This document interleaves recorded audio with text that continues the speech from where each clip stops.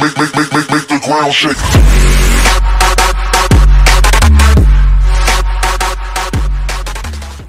Hey guys, Steve here from Warrior Planet Tanks. And Marshall from Warrior Planet Tanks. It's my little cousins. I got a house full of family here, so I'm doing a little special. It's Memorial Day weekend, and I figured I might as well go ahead and shoot this video.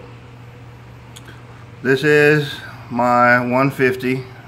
It's in my fish room / garage, and in here I have some of my Ravenous beasts.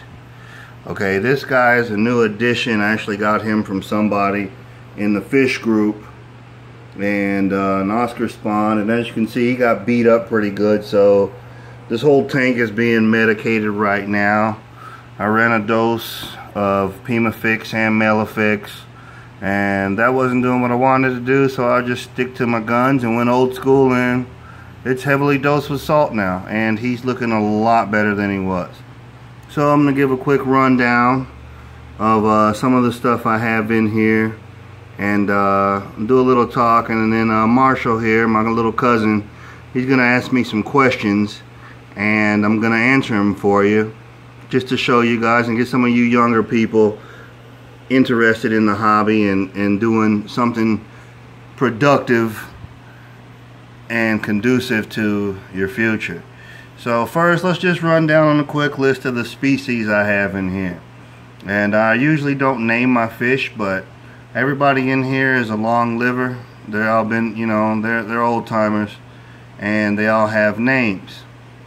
So in that log right there you see swimming, that's my Eclipse catfish, also known as a sun cat, and you can see him moving. I'm just gonna hold it here for a while so you can see, but that's Mr. Grumpy Pants, and he earned his name because he is a grumpy dick.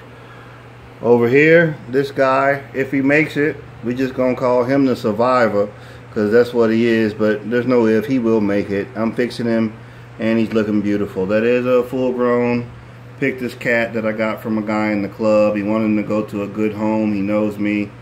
He knew I could fix him, and I'm doing just what I promised him I would do. Also in here you have my South American lungfish making a cameo.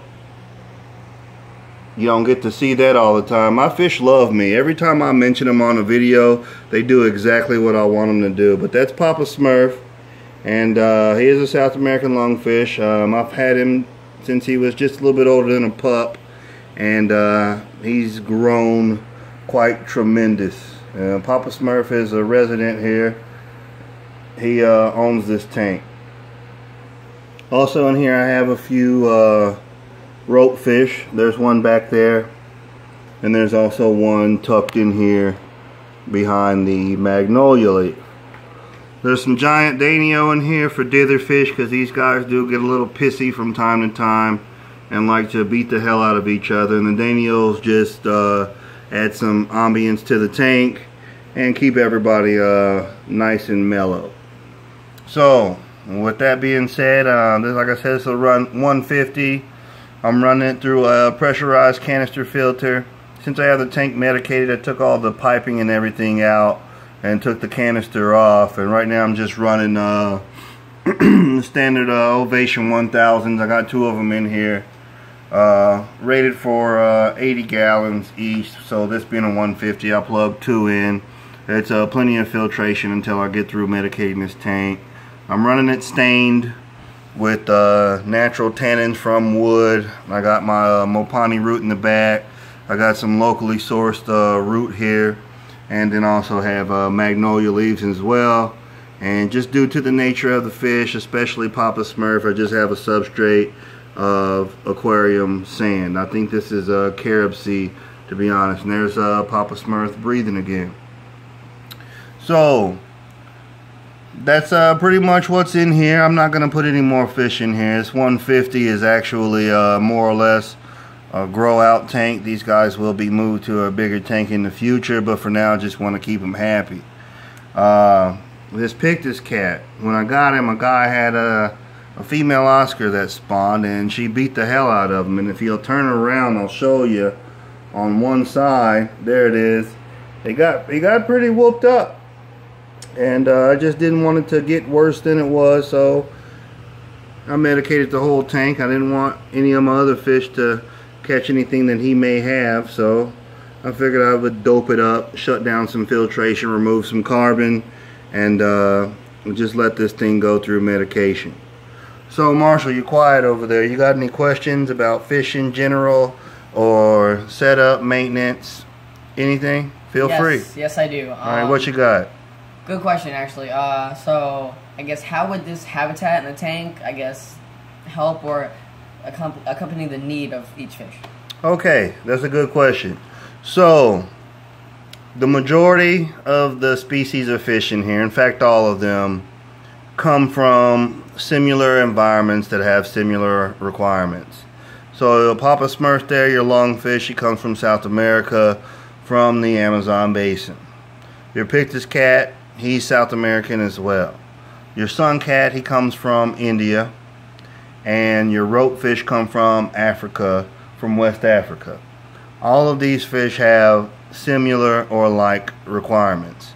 Your giant danios, same thing. They come from Southeast Asia. The tannic water simulates their natural environment, and the wood provides structure for all of these fish, which are primarily nocturnal fish, and it just gives a bit of property, if you will, for each individual fish to own and establish. Now, as far as simulating their natural environment, it would be more plants, obviously. The water would be a lot darker, and in some cases, especially for where the Pictus cat comes from, I would have a lot more flow in here. Now, there's a butt ton of flow in here now because of the way I have the filters positioned, and that's what they like, and the only reason I turned the air off is for this video. But that's pretty much it. Now, what the magnolia leaves do and the wood is, they have what's called tannins, which is basically the brown stuff. So I know every time you guys come over here and visit, you say, how come your tanks look so dirty? Well, it's not dirt. It's just like if you go fishing on a lake or to a river or a creek and it has a lot of wood, etc. in it. It's tannins, which is basically a property that the wood releases into the water over time, and the fish adapt to that, and it actually has properties in there that help kill different bacteria, etc., and condition them and improve their quality of life. So that's why the leaves are in here. It's not decoration. Everything in here is for a purpose, except for the Faco plastic logs, and those are just shelters because these fish like shelter.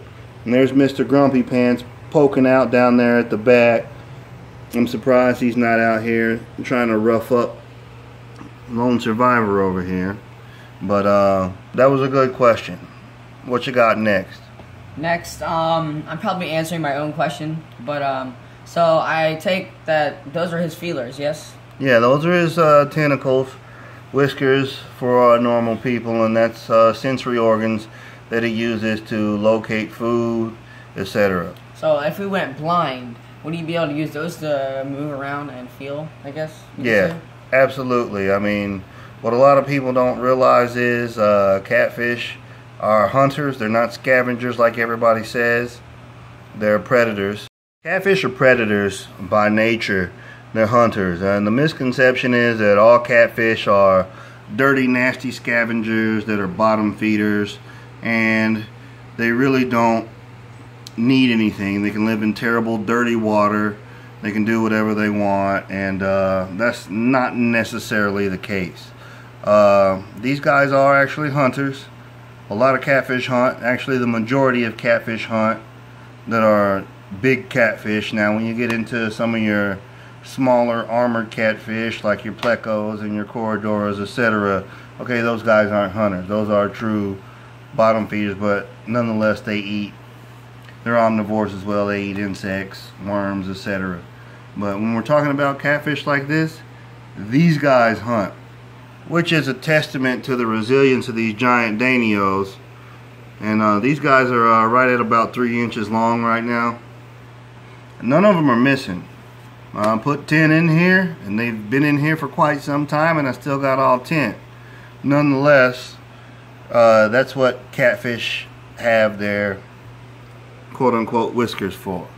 What else you got? Now, I haven't quite seen this other. It's like a mystery fish. I see him hiding behind there. There he is. There he goes. Now, what fish is this?